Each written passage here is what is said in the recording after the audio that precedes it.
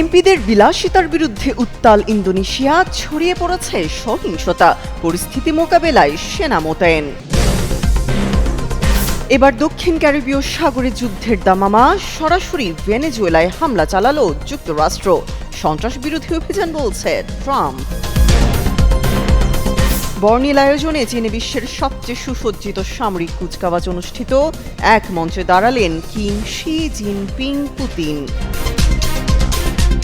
বিশ্বকে তাক লাগানো অস্ত্র প্রকাশ্যে আনল চীন, বেইজিংয়ের কড়া সতর্ক বার্তায় মার্কিন বলে চিন্তার ভাঁজ। আবারও ভূমিকম্পে কেঁপে উঠল আফগানিস্তান, নরকে পরিণত হয়েছে বহু এলাকা, হু হু করে বাড়ছে প্রাণহানি। কিমের রহস্যময় বুলেট প্রুফ ট্রেনে যেন আস্ত শহর, 15 বগির ট্রেনে আছে মার্সিডিজ গাড়ি, চিকিৎসক, রেস্তোরাঁ সহ চোখ ধাঁধানো আয়োজন। ইন্দোনেশিয়ায় গত এক সপ্তাহে একের পর এক বিক্ষোভ, সহিংসতা এবং লুটপাটের ঘটনায় উত্তাল পরিস্থিতি। সরকার বিরোধী এই বিক্ষোভে আইন শৃঙ্খলা রক্ষাকারী বাহিনীর সঙ্গে সংঘর্ষে প্রাণ হারিয়েছে অন্তত 7 জন। দ্রব্যমূল্যের ঊর্ধ্বগতি নিয়ে মানুষের মধ্যে ক্ষোভ আগে থেকেই ছিল, তবে সম্প্রতি পার্লামেন্ট সদস্যদের মাসিক ভাতা বাড়ানোর সিদ্ধান্তের পর সেই ক্ষোভের আগুন যেন দাবানলের মতো ছড়িয়ে পড়েছে। মূলত ইন্দোনেশিয়ার সাধারণ মানুষের জীবনযাত্রার মান যখন নিম্নমুখী এবং অর্থনৈতিক টানাপোড়েনে তারা বিপর্যস্ত, তখন রাজনৈতিক নেতাদের জন্য বিপুল পরিমাণ সুযোগ সুবিধা বাড়ানোর সিদ্ধান্ত সাধারণ মানুষকে চরমভাবে ক্ষুব্ধ করে তুলেছে। স্থানীয় গণমাধ্যমের তথ্য অনুযায়ী ইন্দোনেশিয়ার একজন এমপি মাসে প্রায় 10 কোটি রুপিয়া পেয়ে থাকেন, যা দেশের গড় আয়ের প্রায় 30 গুণ বেশি। এই বৈষম্য এবং দুর্নীতির বিরুদ্ধে জনগণের চাপা ক্ষোভই রাস্তায় নেমে এসেছে। এই বিক্ষোভকারীদের আগুন আরও তীব্র করে 21 বছর বয়সী মোটরসাইকেল চালক আফফান কুনিয়ানের মর্মান্তিক মৃত্যু। গত বৃহস্পতিবার সন্ধ্যায় সংসদ ভবনের কাছে পুলিশের সঙ্গে বিক্ষোভকারীদের সংঘর্ষের সময় একটি সাজোয়া গাড়ির নিচে চাপা পড়ে তার মৃত্যু হয়। তিনি জাকার্তায় রাইড শেয়ারিং সেবা দিতেন। প্রেসিডেন্ট প্রাবোও সুবিয়ান্তো ও পুলিশ প্রধান ক্ষমা চাইলেও বিক্ষোভের তীব্রতা কমানো যায়নি। জাকার্তা থেকে শুরু করে বালি, লোম্বক সহ দেশের বিভিন্ন অংশে বিক্ষোভ ছড়িয়ে পড়েছে। এই পরিস্থিতি সামাল দিতে প্রেসিডেন্ট প্রাবো এমপিদের জন্য বরাদ্দকৃত কিছু রাষ্ট্রীয় সুযোগ সুবিধা বাতিলের ঘোষণা দিয়েছেন, তবে বিক্ষোভকারীরা এটিকে যথেষ্ট মনে করছেন না। অল ইন্দোনেশিয়ান স্টুডেন্টস ইউনিয়নের সাবেক সমন্বয়ক হেরিয়ান্তো বলেন, এই বিক্ষোভ কেবল একটি বিষয়ের উপর নয়, বরং বহুদিনের বৈষম্য, দুঃশাসন ও জবাবদিহিতার অভাবের ফল। মানুষ এখন অর্থনৈতিক ও সামাজিক ক্ষেত্রে বড় ধরনের সংস্কার চায়। তামান্না তাবাসসুম, যুগান্তর নিউজ। দক্ষিণ ক্যারিবীয় সাগরের বুকে যুদ্ধে আবহ, 8টি যুদ্ধজাহাজ ও 1200 মিসাইল নিয়ে টহল দিচ্ছিল যুক্তরাষ্ট্রের সেনারা। হঠাৎই রাডারে ধরা পড়ে ভেনেজুয়েলা থেকে আসা এক সন্দেহভাজন নৌযান। কয়েক মিনিটের মধ্যেই সেটিকে ঘিরে ফেলে মার্কিন বাহিনী। চারদিক থেকে গুলি শব্দে কেঁপে ওঠে সমুদ্র, আর মুহূর্তেই আগুন জ্বলে ওঠে নৌযানটিতে।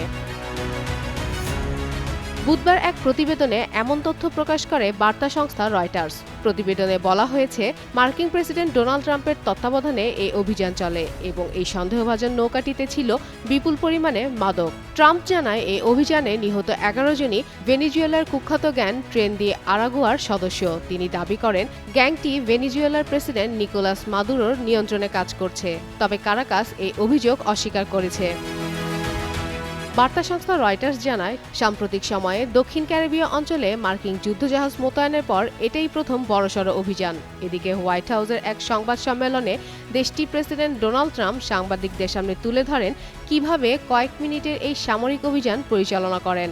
পরে নিজের সোশ্যাল প্ল্যাটফর্মে ট্রাম্প একটি ভিডিও শেয়ার করেন, যেখানে আকাশে ধারণ করা এক দৃশ্যে সমুদ্রে একটি স্পিডবোট বিস্ফোরিত হয়ে আগুনে জ্বলতে দেখা যায়। নিহতরা কুখ্যাত গ্যাং গোষ্ঠীকে চলতি বছরের শুরুতে যুক্তরাষ্ট্রের সন্ত্রাসী সংগঠন ঘোষণা করে।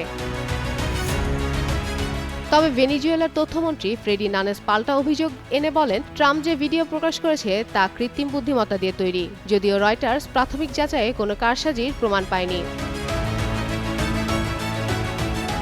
এই অভিযানের বিস্তারিত এখনো প্রকাশ করেনি মার্কিন প্রতিরক্ষা দপ্তর।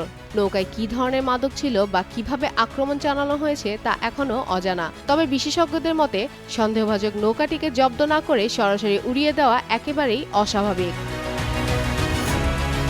উল্লেখ্য, ট্রাম্প প্রশাসনের মাদক বিরোধী কঠোর অবস্থানের অংশ হিসেবে যুক্তরাষ্ট্র ইতিমধ্যেই দক্ষিণ ক্যারিবীয় সাগরে ৮টি যুদ্ধজাহাজ, একটি পারমাণবিক সাবমেরিন ও আকাশপথের নজরদারি বিমান মোতায়েন করেছে। এতে যুক্ত আছে ৪,০০০-এরও বেশি মার্কিন সেনা। এই অভিযানের পর উত্তেজনা আরও বেড়ে গেল অঞ্চল জুড়ে। ফাতেমা ফাতেহজান, যুগান্তর নিউজ। বেইজিংয়ের তিয়ানানমেন স্কোয়ারে রঙের উল্লাস, শক্তির প্রদর্শনী আর ইতিহাসের স্মৃতিচারণ। চোখ ধাঁধানো এই আয়োজন যেন অবাক করেছে গোটা বিশ্বকে। চীনের সামরিক কুচকাওয়াজ শুধু একটি অনুষ্ঠান নয়, এটি ছিল শক্তির বহিঃপ্রকাশ, শান্তির আহ্বান আর ভবিষ্যতের ইঙ্গিত। বুধবার সকাল ৯টা চীনের রাজধানী বেইজিংয়ের তিয়ানানমেন স্কোয়ারে শুরু হয় মহা আয়োজন। দ্বিতীয় বিশ্বযুদ্ধ ও জাপানি আগ্রাসন বিরোধী যুদ্ধে বিজয়ের ৮০তম বর্ষপূর্তি উপলক্ষে বর্ণিল সামরিক কুচকাওয়াজ। উপস্থিত ছিলেন চীনের প্রেসিডেন্ট শি জিনপিং, রাশিয়ার প্রেসিডেন্ট ভ্লাদিমির পুতিন, উত্তর কোরিয়ার নেতা কিম জং উন সহ ২৬ দেশের সরকার প্রধান। অনুষ্ঠানের শুরুতেই আকাশে বেজে ওঠে দেশপ্রেমের সঙ্গীত ওড টু দ্য মাদারল্যান্ড। দর্শকদের উদ্দেশ্যে হাত নেড়ে শুভেচ্ছা জানান প্রেসিডেন্ট শি জিনপিং। তার কণ্ঠে ভেসে আসে দৃঢ় উচ্চারণ। আজ মানবজাতি আবারও দাঁড়িয়ে আছে এক গভীর সন্ধিক্ষণে। শান্তি নাকি যুদ্ধ, সংলাপ নাকি সংঘাত, সেটি এখন বড় প্রশ্ন। প্রায় ১০,০০০ সেনার অংশগ্রহণে চলে চোখ জুড়ানো ফরমেশন। দেশটির রাজকীয় সামরিক বাহিনীর ৪৫টি ইউনিটের সমন্বয়ে প্রদর্শিত হয় স্থল, নৌ ও আকাশ বাহিনীর সমন্বিত শক্তি। ১ ঘন্টা ১০ মিনিটের এই কুচকাওয়াজে আকাশ চিরে উড়ে যায় যুদ্ধ বিমান, বোমারু বিমান আর সামরিক পরিবহন বিমান। প্রথমবারের মতো উন্মোচিত হয় অত্যাধুনিক ব্যালিস্টিক মিসাইল, লেজার প্রযুক্তি নির্ভর যুদ্ধাস্ত্র এবং আন্ডার ওয়াটার ড্রোন। দেখা যায় চীনের নিউক্লিয়ার সমৃদ্ধ যুদ্ধাস্ত্র, স্থল, সমুদ্র ও আকাশভিত্তিক পারমাণবিক শক্তির বহুমাত্রিক প্রদর্শনী। এছাড়া স্থলযুদ্ধের সক্ষমতা, আকাশ প্রতিরোধ ব্যবস্থা, লজিস্টিক সাপোর্ট থেকে শুরু করে মানববিহীন যুদ্ধযান, তথ্যযুদ্ধের সামরিক উদ্ভাবন, সবই যেন এক নতুন চীনের প্রতিচ্ছবি। শুধু শক্তি প্রদর্শন নয়, এই আয়োজন ছিল অতীতের ত্যাগের প্রতি শ্রদ্ধা এবং ভবিষ্যতের জন্য সতর্কবার্তা। এই অনুষ্ঠান থেকেই মিস্টার শি জিনপিং স্পষ্ট জানিয়ে দিলেন, চীন শান্তির পথে হাঁটবে, কিন্তু শক্তির পথে পিছু হটবে না। তিয়ানানমেনের এই চোখ ধাঁধানো বর্ণিল দৃশ্য তাই শুধু এক দেশের কুচকাওয়াজ নয়, এটি হয়ে উঠছে বিশ্ব রাজনীতির এক নতুন বার্তা। আর তা হলো শক্তি, শান্তি আর সতর্কতার এক অনন্য প্রতীক। ওয়ালিউল হাসানাত, যুগান্তর নিউজ। বেইজিংয়ের তিয়ানানমেন স্কোয়ারে সকালের ঝলমলে আলোয় পালিত হলো সুসজ্জিত সামরিক কুচকাওয়াজ। তবে এটা শুধু উৎসব নয়, এ ছিল শক্তি প্রকাশের এক ভয়ঙ্কর বার্তা। চীনের সামরিক প্রদর্শনীতে উন্মোচিত হলো আধুনিকতম অস্ত্রভাণ্ডার। একদিকে ইতিহাসের স্মৃতি, অন্যদিকে ভবিষ্যতের সতর্ক সংকেত। ৮ দশক আগে দ্বিতীয় বিশ্বযুদ্ধের আঁধার ভেদ করে বিজয়ের আলো দেখেছিল চীন। সেই বিজয়ের ৮০তম বছর পূর্তিতে রাজধানী বেইজিংয়ে আয়োজিত হল ইতিহাসের অন্যতম বৃহৎ সামরিক কুচকাওয়াজ। উপস্থিত ছিলেন প্রেসিডেন্ট শি জিনপিং, রাশিয়ার ভ্লাদিমির পুতিন, উত্তর কোরিয়ার কিম জং উন সহ বিশ্বের ২৬টি দেশের রাষ্ট্র ও সরকার প্রধান। শি জিনপিংয়ের কণ্ঠে উচ্চারিত হল দৃঢ় প্রতিজ্ঞা, আমাদের থামানো যাবে না, আমরা শক্তির ভয়ে পিছিয়ে যাই না। তার কথায় যেমন ভেতরের আত্মবিশ্বাস, তেমনি বাইরের উদ্দেশ্যে সতর্ক সংকেত।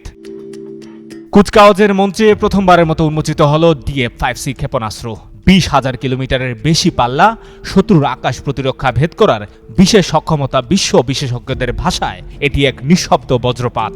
এছাড়া প্রদর্শিত হল মানববিহীন স্থলযান, যা উভচর অভিযান, নগর যুদ্ধ কিংবা মাইন অপসারণে সক্ষম। যেন ভবিষ্যতের যুদ্ধক্ষেত্রের ঝলক দেখালো চীন। শুধু আক্রমণ নয়, প্রতিরক্ষাতেও চীন দেখালো নতুন কৌশল। উচ্চশক্তির লেজার, মাইক্রোওয়েভ অস্ত্র আর ড্রোন বিধ্বংসী লৌহ ত্রিভুজ, সাথে ৬ ধরনের আকাশ প্রতিরক্ষা ও ব্যালিস্টিক ক্ষেপণাস্ত্র প্রতিরক্ষা ব্যবস্থা। আকাশে, স্থলে, সমুদ্রে একযুগে প্রদর্শিত হল ওয়াইজে সিরিজের হাইপারসনিক ক্ষেপণাস্ত্র জিংলেন 1, জুলাং 3, ডংফেং 61 সহ একাধিক পারমাণবিক ক্ষেপণাস্ত্র। সব মিলিয়ে যেন বহুমাত্রিক সামরিক শক্তির পূর্ণ চিত্র তুলে ধরল বেইজিং।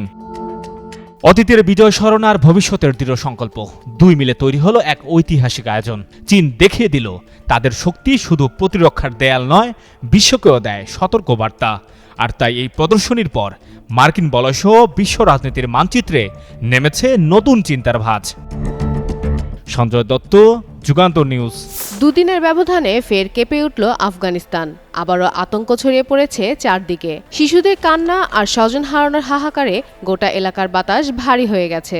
রোববারের ভয়াবহ ভূমিকম্পের রেশ কাটতে না কাটতেই মঙ্গলবার ভোরে 5.5 মাত্রার আরেকটি ভূমিকম্প আঘাত হানে দেশটির দক্ষিণ পূর্বাঞ্চলে। ইতিমধ্যেই রোববারে ভূমিকম্পে প্রাণ হারিয়েছে হাজারের উপরে, আহত হয়েছে প্রায় 3000-এর বেশি। নতুন করে আবার ভূমিকম্পে ক্ষতিগ্রস্ত ঘরবাড়ি আবারও ধসে পড়ায় হতাহতের সংখ্যা আরও বাড়তে পারে বলে আশঙ্কা করা হচ্ছে। যুক্তরাষ্ট্রের ভূতাত্ত্বিক জরিপ সংস্থার দেওয়া তথ্যে জানা যায়, নতুন এ ভূমিকম্পের উৎপত্তিস্থলও ছিল 10 কিলোমিটার গভীরে, যা রোববারের ধ্বংসযজ্ঞের কাছাকাছি এলাকায়। ফলে আংশিক ক্ষতিগ্রস্ত অনেক ঘর পুরোপুরি ভেঙে পড়ে। ধ্বংসস্তূপের নিচে এখনও আটকা আছে অনেক মানুষ। বার্তা সংস্থা রয়টার্সের তথ্য মতে, মঙ্গলবারের নতুন ভূমিকম্পে পাহাড় ধসে পড়ায় বহু রাস্তা বন্ধ হয়ে গেছে উদ্ধার অভিযানও। ফলে ভারী যন্ত্রপাতি নিয়ে দুর্গম গ্রামে পৌঁছানো কঠিন হয়ে পড়েছে। সংস্থাটির এক প্রতিবেদক জানান, প্রায় প্রতিটি গ্রামে এখন ধ্বংসস্তূপে পরিণত হয়েছে। স্থানীয়রা খালি হাতে মাটি খুঁড়ে জীবিতদের বের করার চেষ্টা চালাচ্ছেন। দেশটির প্রশাসনের হিসাব অনুযায়ী এখন পর্যন্ত 1411 জন নিহত, 3124 জন আহত এবং 5400-টির বেশি ঘরবাড়ি ধ্বংস হয়েছে। এদিকে জাতিসংঘের মানবিক সমন্বয়ক সতর্ক করে জানিয়েছেন, হতাহতের সংখ্যা আরও বাড়বে, কারণ বহু গ্রাম এখনও উদ্ধারকর্মীদের নাগালের বাইরে রয়েছে। এখন কেবলমাত্র সময়ের সাথে পাল্লা দিয়ে জীবিতদের উদ্ধারের চেষ্টা চলছে। মূলত আফগানিস্তান হিন্দুকুশ পর্বতমালার কাছে অবস্থিত হওয়ায় সেখানে ইন্ডিয়ান ও ইউরেনিশিয়ান টেকটনিক প্লেট একে অপরের সঙ্গে ধাক্কা খায়। এই প্লেটগুলো ক্রমান্বয়ে সঞ্চালন ভূপৃষ্ঠে প্রচণ্ড চাপ সৃষ্টি করে, যা হঠাৎ মুক্তি পেলে ভয়াবহ ভূমিকম্পে রূপ নেয়। আর ঠিক এ কারণেই দেশটিকে পৃথিবীর অন্যতম ভূমিকম্পপ্রবণ অঞ্চল হিসেবে গণ্য করে ভূতাত্ত্বিকরা। ফাতেমা ফাতেহ জান, যুগান্তর নিউজ। বেইজিংয়ে উঠছে সামরিক শক্তির মহামঞ্চ, যেখানে ইতিহাসের সবচেয়ে সুশৃঙ্খল কুচকাওয়াজের আড়ালে মুখোমুখি হবেন বিশ্বের 3 পরমাণু শক্তিধর দেশের নেতা। সেই মহাসভায় পা রাখতে চিরচেনা সবুজ বুলেটপ্রুফ ট্রেনে চেপে বেইজিংয়ের পথে রওনা হন উত্তর কোরিয়ার সর্বাধিনায়ক কিম জং উন। এ যেন কোনো সিনেমার দৃশ্য। সোনালী নকশা আঁকা সবুজ কামরা, জানালায় নীল সোনালী পর্দা, আর পাশে ধোঁয়া উঠছে কিমের সিগারেট থেকে। কিন্তু এটি কোনো সিনেমার দৃশ্য নয়, বাস্তবের বুলেট প্রুফ কেল্লা, যেখানে মার্সিডিজ গাড়ি থেকে শুরু করে রেস্তোরাঁ, চিকিৎসক থেকে অফিস, সবই এক ট্রেনের ভিতরে বন্দী, যেন রেল লাইনের উপর চলছে ছোট্ট একটি শহর। এই ট্রেনে থাকে 10 থেকে 15টি বগি, যার কয়েকটি কেবলমাত্র নেতার শয়নকক্ষ, কার্যালয় আর গোপন বৈঠকের ঘর। বাকি কামরাগুলোই নিরাপত্তা কর্মী, চিকিৎসক আর একদল রাঁধুনি। বিশেষজ্ঞরা বলছেন, উত্তর কোরিয়ার পুরনো বিমানের চেয়ে এই ট্রেন অনেক বেশি নিরাপদ আর আরামের দিক থেকেও বেশ জাঁকজমকপূর্ণ।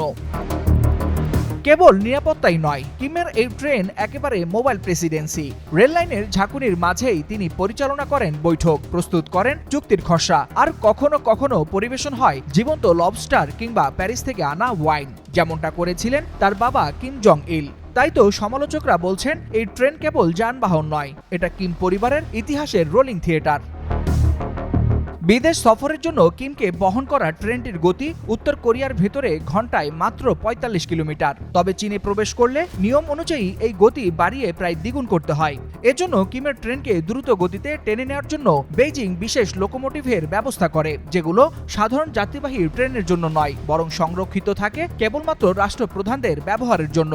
তবুও গতির সীমাবদ্ধতা কিমের কাছে বড় বিষয় নয়, তার কাছে এই ট্রেন ভরসার কারণ মূলত নিরাপত্তার জন্য।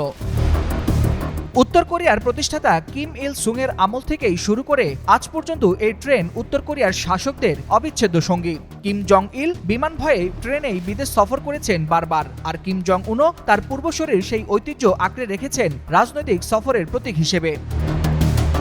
3 সেপ্টেম্বর বেইজিংয়ের সামরিক কুচকাওয়াজে যোগ দিচ্ছেন কিম জং উন। সঙ্গে থাকছে তার এই সবুজ বুলেট প্রুফ ট্রেন, যা উত্তর কোরিয়ার কূটনীতির নীরব দূত। বিশ্ব যখন পরমাণু শক্তির দাবার খেলায় চোখ রাখছে বেইজিংয়ে, তখন কিম জং উনের এই ট্রেন হয়ে উঠছে এক ইতিহাস, যার প্রতিটি কামরা যেন বহন করছে উত্তর কোরিয়ার রাজনৈতিক নাটকের গোপন অধ্যায়। ওয়ালিউল হাসানাত, যুগান্তর নিউজ।